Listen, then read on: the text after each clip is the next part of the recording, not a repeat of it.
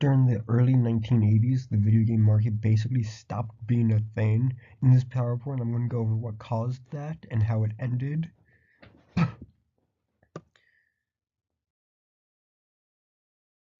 In 1983, the revenue made off of video games reached $3.2 billion, but by 1985, that went all the way down to $100 million.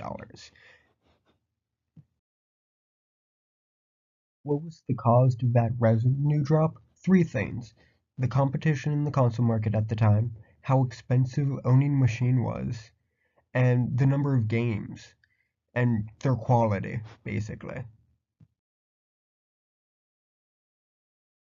On the competition side of things, there's the Atari 2600, the Atari 5600, the ColecoVision, the Odyssey, and the Intellivision.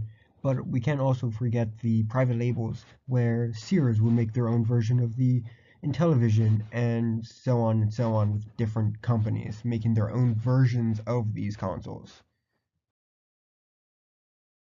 Now, on the cost side of things, there's the Atari 2600 where at the time in 1982 it would have been about $200. Adjust that for inflation, $803.65.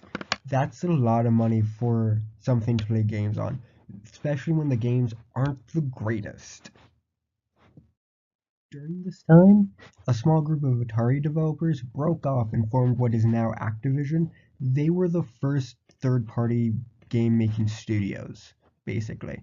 And with that, it opened up the floodgates for everyone to make their own games on the systems. This resulted in a lot of quantity, but not quality in the games. When talking about quality in games and how bad they got by the end of this time, we'll look at E.T. and Pac-Man. E.T. was made in 5 weeks.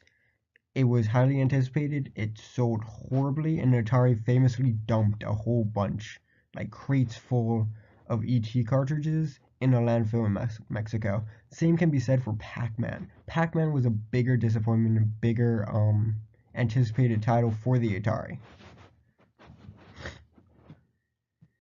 What got us out of it, basically, was Nintendo. Before this, Nintendo sold mainly playing cards.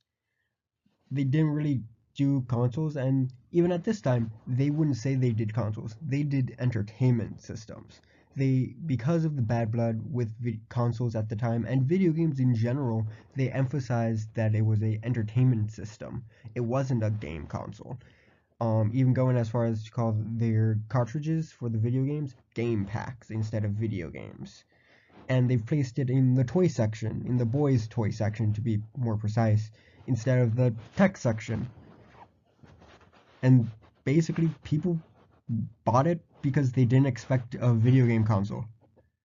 And it revitalized the video game market in North America.